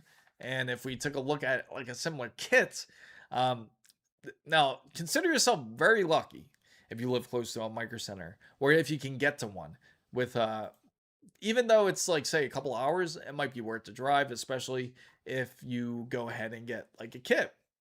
Now, for a Micro Center kit, you can get the As You Wish motherboard by Asus with the Z890 265KF, 32 gigabytes. Again, you're saving like almost like $150, more than that. Yeah, like $150 roughly. If you end up going with Micro Center. So, and you get a decent motherboard. The RAM's not bad. It's not good as Corsair, I can say, because Crucial RAM is good, but for those who are interested more into the timing side of things, you might be a bit more interested in Corsair. So I take a V8 big block Chevy for with a six pack. Who needs? Well, this is on a workstation build. That's why. This is on a workstation Threadripper. Friendly reminder to not forget about your chipset. Yes, super important. Please do that. At these prices, a 4-hour drive. Yes, I wouldn't mind a 4-hour drive as long as if I can get a great deal. And then all I gotta say is the store better have it, because if they don't have it, I would flip. Can you imagine driving 4 hours to Micro Center and they're like, oh, the a person just like 30 minutes ago just came in to buy the same exact kit. So make sure to buy it. Like if you could purchase the kit and pick it up, I would certainly recommend it. But I mean, it still might be worth the trip anyway. You might find a different bundle. You drove 4 hours away, so what the hell? You might as well go ahead and make a purchase of a kit. So I worked 10 miles away. Oh, really? Oh, that's awesome. I know you want to stop by every once in a while, right? Check in what's new, because anytime you see Micro Center, you're like, you just love going there. It's just an awesome store to really look at, because you'll end up, if you have a Micro Center near you, you're always going to end up walking out with something. So Waffle Skater says, I got a Micro Center near me, but I'm within 4 hours of the three. Oh, wow. Yeah, it's because there's only like realistically, there's only like maybe what, like 15, I think, roughly 15 or 16 stores. I think they're up to 16 stores now. But still, what does he have to do to make use? Well, I mean, yeah, he's building practically a server. I mean, they do engineer work, so I'm sure they have a very good purpose for it. The 427 CID and six pack is it's a brand new one. Yeah, and that's the best part. The brand new Micro Centers are the ones that are amazing. Like when Miami opened up their store, I was hyped because I was dying for Micro Center to arrive here. I really was. Meanwhile, yes, Yes, that's true. It wouldn't take me out the state. It would have to be at least another 30 minutes to get me out. It would take me because I'm all the way on the bottom of the panhandle. On the of the state. I'm on the bottom of the peninsula, I mean. So I can't see RMA. It's happened. If you guys haven't seen it, there's issues with people that RMA'd their RAM, and apparently they were sending it into Corsair, and instead of getting a kit, a RAM kit, they would get they would get a lighting enhancement kit, which is to fill in the extra RAM slots if you're running it on say dual RAM. And if you fill in those slots, it just causes the other slots to light up. They give it, more of an aesthetically pleasing look. Doesn't do anything. It's not. They're just like dummy RAM practically. So it's happened already. And there's even been cases where people actually went to go purchase a DDR5, and when they went to go actually try to use it, and they're like, it doesn't fit. Why doesn't it fit? And as soon as they pop open the heatsink, they realize like, wait a minute, this doesn't look right. It was actually DDR4 using like heatsinks from DDR5, which is crazy. So, are there? Yeah, they really need to. I actually brought this to attention to Micro Center, and they said that they would bring it to their attention of their coordinator, who's the one that deals with it. So I don't know if that went anywhere. I hope it did, but I did bring it up. Like they should have one like over by West Palm Beach and have one over by Orlando, because those are like hot spots right there. Like those are easy areas for them to easily open up a store, and I guarantee you those areas would do well. Yeah, I'm curious. RMAs are going to go up for the next few years, especially with Crucial RAM. So 19. Yeah, I mean, who would you prefer a car? Now that make it. You're making me want to put up a poll now. I'm gonna have to put up this poll now, yeah, all because of your thoughts here. um, would you rather get a car than RAM? Ready, guys? I'm going to throw up the poll, guys. So here it is. Would you rather get a car than RAM? It's a decent car. It doesn't have to be no Geo Prism or anything like that. I mean, a decent car. So meanwhile, Corsair, we can fix and sell. Oh man, did you guys hear about the guy in Russia who actually created his own RAM? He actually ended up taking up he actually took off DRAM off of old sticks, and I guess he figured out which one was actually good on there, so he actually took them out and resoldered them onto another PCB to make good RAM. So he ended up saving himself like $150, I think, doing it. So I can't imagine being the guy.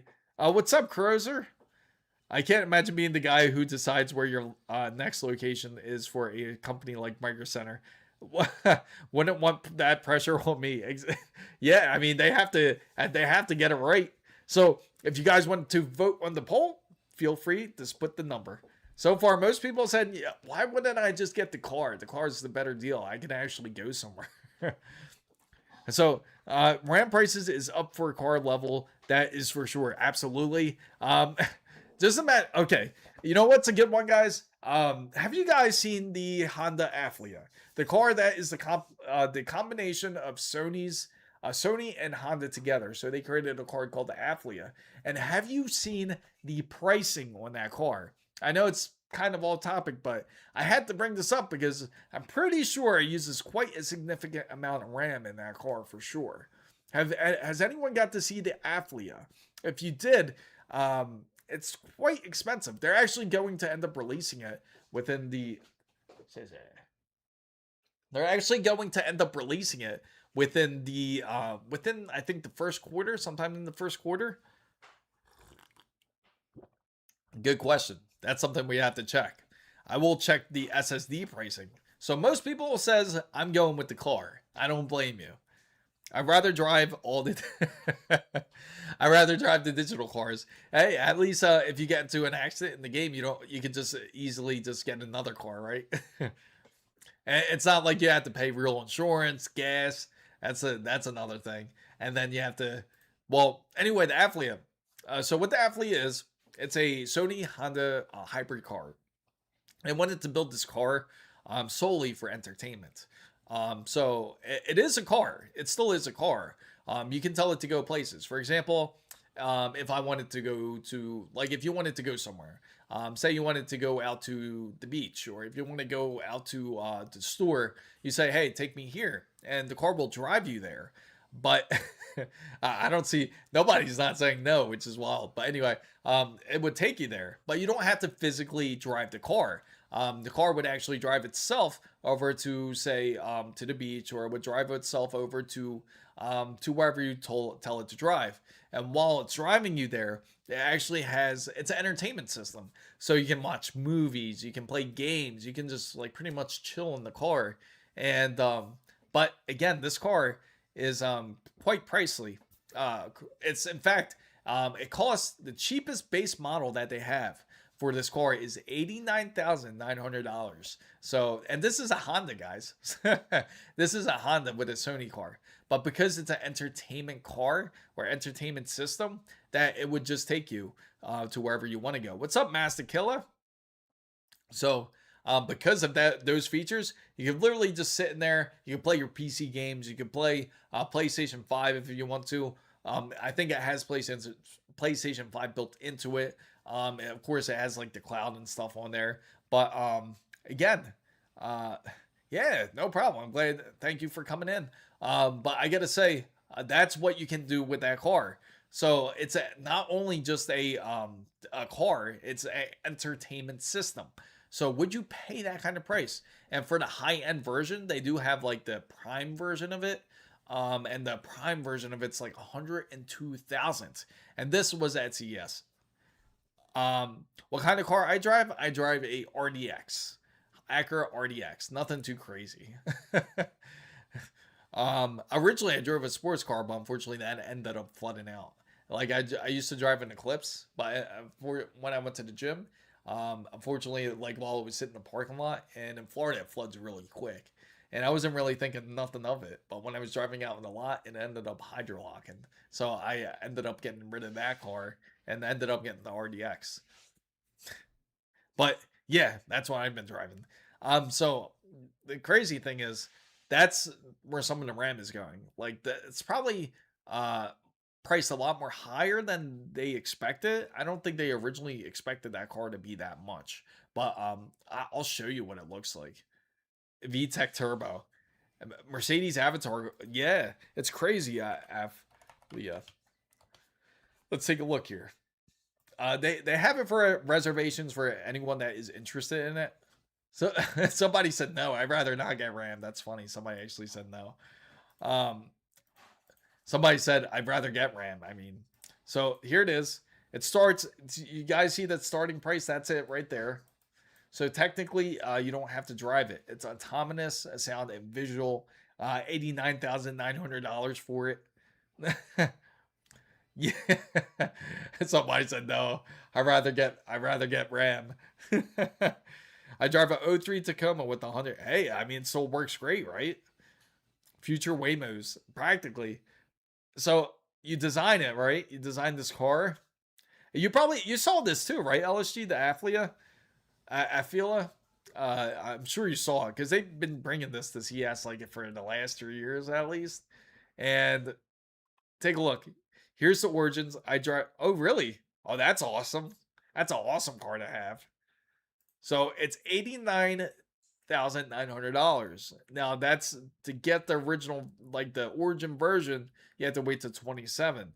Now, if you get the signature, it's $102,900. And again, this is for the you're paying for the Sony Honda car put together. And the crazy part is, as they try to sell you as your own personal agent. You can talk to it, has a 3D map, completely customizable, and this is what it looks like inside.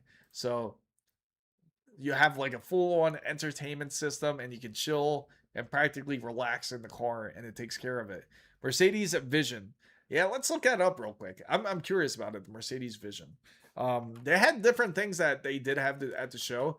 Like they did have like LiDAR 2, which is something that they are releasing sometime soon. That's pretty wild looking too. Does it have? Yeah, it does. Yeah, You know, the funny thing is nobody's gonna be worried about the car anymore. They're just gonna strip it of the RAM. they're gonna strip the RAM out the car now. At this point, the dawn of the new era, the vision of Mercedes. There you go, redefining luxury space. Yeah, that's pretty wild.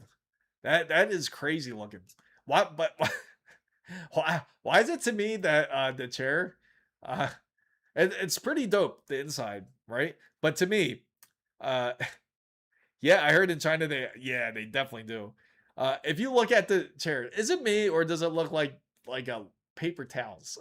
It looks like a roll of paper towels, like all stacked up with each other. Is it just me or does it look like just like paper towels all like stacked?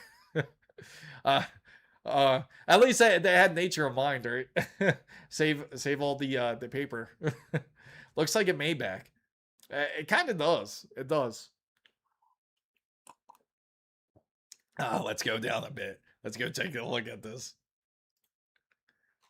What's up, trap rats? Come on, man. Like, what's with that chair?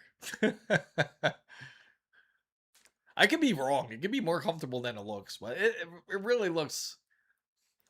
If you add AVTR, it's oh really? So it's completely different if you add AVTR. That's wild. Let's go back. Let's take a look at it.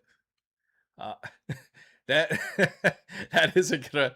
I know. I'm a bit fearful for it. Oh look, you have a chess set. You can whip out a chess set. I hope it's magnetic. It's got to be magnetic. They got to be magnetic for sure. So let me see. So let's go up here real quick. So let's go to vehicles. Man, this website's kind of a mess here. Let's see. Let's go back here. No, these are, it just has it under concept cars. Let me go further down. They'll probably pop up then. I will never drive EVs. I don't blame you. The experience with EVs, they're quiet, they're nice, but the fact that they just drain so quick, like when it comes to the batteries, I mean, I tried driving like something like a Tesla, Polestar, and it's all the same thing. It's like they've run out of juice real quick. And you got to remember to consistently charge it. That's like the biggest issue I do have with EVs. Until they come out with like solid state batteries, then I can say that would be much better for that case. But yeah, very interesting. I gotta say, very interesting for the most part. But they are trying to push it for the new thing. They even got the electric. They have an all white have to detail on the speed dial. The closest I get is an M5 EV Touring. So I secured a Asus Astro ROG LC RTX 32 gigabyte. Oh, you did? That's awesome. Original price, and I have it last year, and now I see. Yeah. Oh, really? What? That's insane. Because again, in China, they're selling those kits, like the 5090 kits, which I can show you. It's like the 5090 blower style. And I'll look it up for you guys. It was right here. So in China, this is what they're coming out with. And this is more for the on the AI side of things because they know that there's a demand for it. So I'll take down that poll, guys. It seems that the majority of people out there would much rather get a car than RAM. So I'll shut that poll down for you guys, and we'll throw up another one in a bit. So they have these blower style cards. It looks something like this. So it's a 5090 practically, but in a form where it kind of gives you that that RTX 6000 look pretty much. So they're doing this for more of people that's into yes. Which is this type of style, just the one blower. So that's what they call it. Now, this is meant for those who are more into the AI side of things, and they want to be able to stack the cards that the way they do.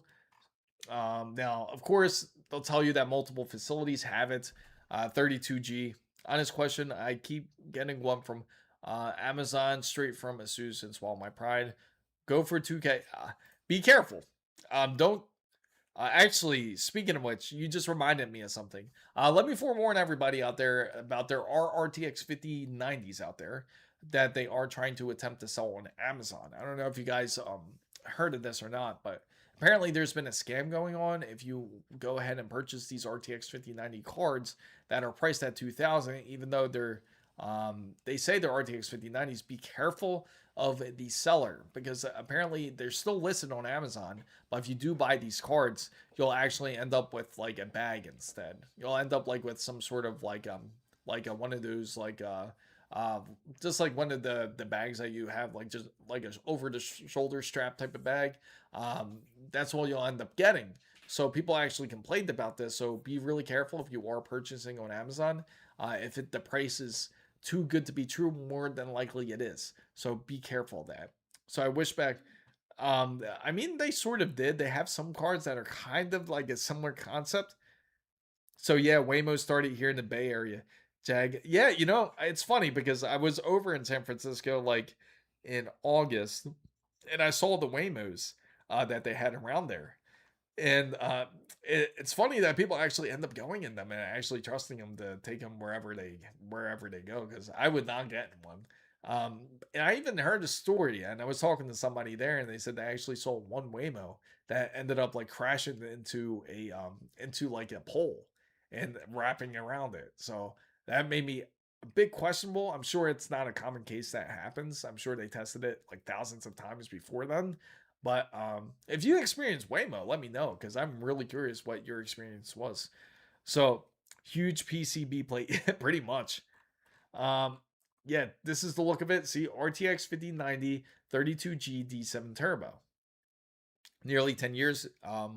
They've been here. Glad they're finally expanding. Haven't used the deadhead hardware. Oh, thank you for lurking, Adam. Always appreciate it. But blower ones tends to be louder and less effective if you don't stack them together. And that's the purpose. You have to stack them together. When are you? Oh, you're really interested in that copper keyboard. I should have brought it up over at CES. In fact, when I was there. You know what I realized? Like some of the comments, like on the stream, I guess I didn't really register through because of how the signal was over at CES. It was just like terrible. I gotta find a workaround for that. Like even if like I connect like through like say like a Wi-Fi, they don't really have it there.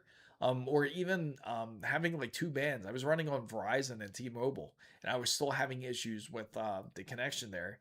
But there's got to be a way to have like a very steady signal, because I wonder how some of the other guys do it. Like if they're on a stream and they're able to get to like the first floor, because it seems like once you're there, it becomes like an immediate dead spot when you're streaming.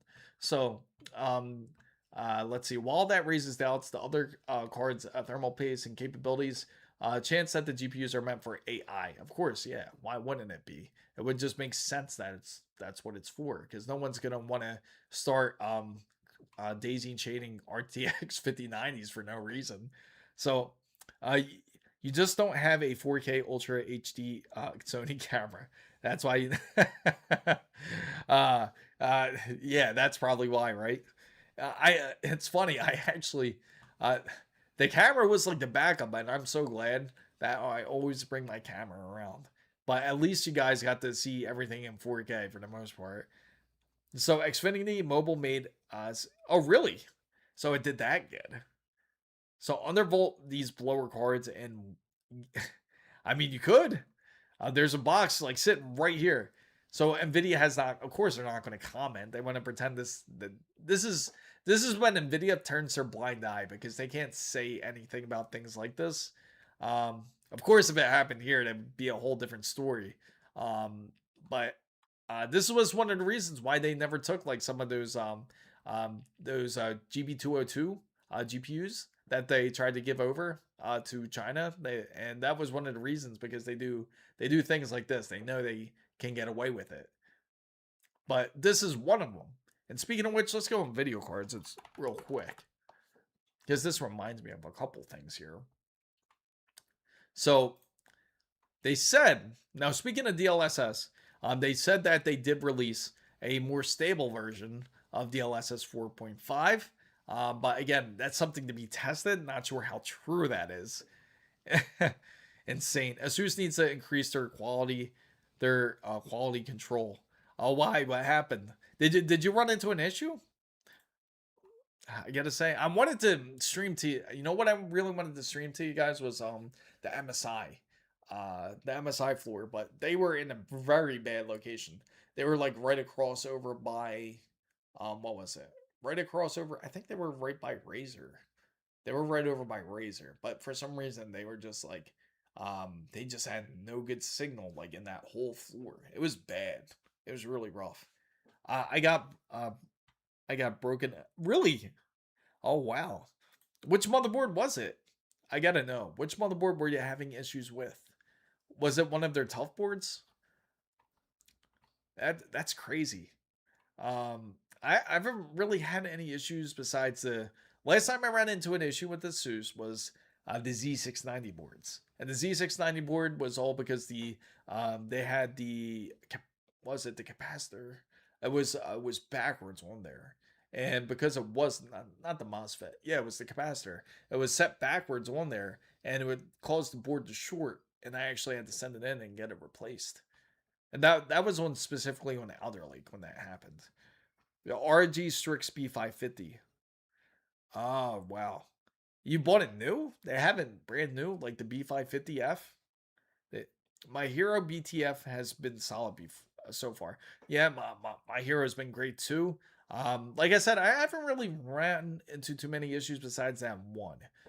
Like I said with the Asus, I know some people had issues when it came to like the BIOS update, like when it came to the Ryzen 7000 series to 9000 series, where they felt like Asus was had a play of words when it came to the BIOS, because if you update the BIOS, they said they weren't covering anything under the warranty because it was basically a beta BIOS. But that didn't last. They immediately ended up taking that down like in the next, what was it, day or two, and then they ended up swapping it out and put it into that actual official release. But I guess maybe they did that because they wanted to make sure that somebody had like something to play at least during the time. Like if you wanted to use that PC, you had a BIOS to update to. So it makes sense to get a 4090 or 5090 solely for AI training or inference. You can get the NVIDIA L4 for about 1200 USD and use it about 75 watts TDP. You read, okay, for, wow. Yeah, that's pretty, yeah, I know, that's pretty low. That's insane. That'd be insanely low. In my opinion, motherboard companies needs to redo their control software. They all suck. Yeah, it's not the best. I am kind of excited though about Asus's new BIOS though. That's pretty dope. I think that's going to be a lot better than a lot of the BIOSes out there. Gigabyte also has a great one too. So Arthur says that, hey Chris, I'm considering I want a 64 gigabyte for rendering, but I do not have enough money. Do you think that two 16 gigabytes or one 32 gigabyte thinking to buy another 32 gigabyte in the future? Is it worth dual channel is 100% worth it. Dual channel is actually a lot more efficient, but if you're using it for rendering, I know it's much better to have more. So you want to go ahead and get like something like that is a tough choice. Dual channel will be much quicker for you. Having 132 gigabyte isn't bad. If you're using it for rendering, I feel that you can get away with 132 gigabyte. I'm sure it's better to have two 16 gigabytes, but if you're planning to do like a massive expansion, you would save more money if you go with the 32 gigabyte. Um, I would say I would go with the 32 gigabyte, but again, it's optional for you to do this, which you can obviously get the 216 and then end up selling it, but you won't get as much value because you still have to sell it in order to gain. So I would say the 32 gigabytes would definitely be better. So just learn. Yeah. Like I got 128 gigabytes laying around. So Master Killer says, as for DLSS 4.5, you don't need the beta NVIDIA app. You can use DLSS Swapper and download the latest L and M models. The DLLs on the games if you want to use them. You'll have to trade them for 90s. Yeah, yeah, have that kind of trade going. What you said is MSI brings a new PSU series. What can yes. So MSI will have that new PSU out. Um, uh, did they give me a date? I'm trying to remember if they gave me a date, but it will be out soon. It looks like they will release it soon. I know it's within the first quarter of this year. Um, but I would definitely love to get it to test it out for you guys because that would be an awesome power supply for everyone to get if that's the case, especially if your 50 series ends up overheating in some way or too much voltage gets sent through, that PSU will automatically shut it down. Yeah, no problem, Arthur. So, who do you think has the most RAM in storage? I would say, out of all of them, probably J2 Cents. I would assume he's been around for the longest. I know Gamers Nexus has been around. They all been around, but I feel like for some reason I feel like J2 Cents has a lot. I have a good feeling he has plenty of it. If I and I gotta say, a lot of the guys again was there were a lot of them were good guys over at CES. So if you're curious about any of them, most of them were. But unfortunately, of all the guys you mentioned, I didn't see any of them. I didn't see Gamers Nexus or Hardware Unbox. I met mostly everyone else though, or Linus. I didn't get to see him this year, unfortunately. I know he was there, but he wasn't there. Um, I know a couple people I know that actually ran into him, but I didn't get to see him, unfortunately. So, fam guys, I have to say, hopefully, you found this live very useful. If you did, don't forget to give it a thumbs up and make sure you subscribe. Check out the new video I have. I talk about the new AMD Ryzen 9850X3D if you guys are interested in getting that CPU for your PC. So look what I said in general. Sure, I'll check it out real quick. I got the alert too. Yes, I will. I will. I'll try to get in touch with MSI and see what I can get. Let's see. Um let's see. You sent something through general. Yeah, I was right, man. I was I knew it. I knew it. He had to have plenty of. He has. Look at all that DDR5 he has. That looks like, and he has DDR4. Wow, that's quite the collection. I'll show you. I'll show you guys what Tony had sent me here. Let's see, right there.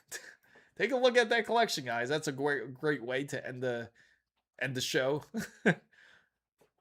But so if you guys have any requests for any PC peripherals that you would love to see, let me know.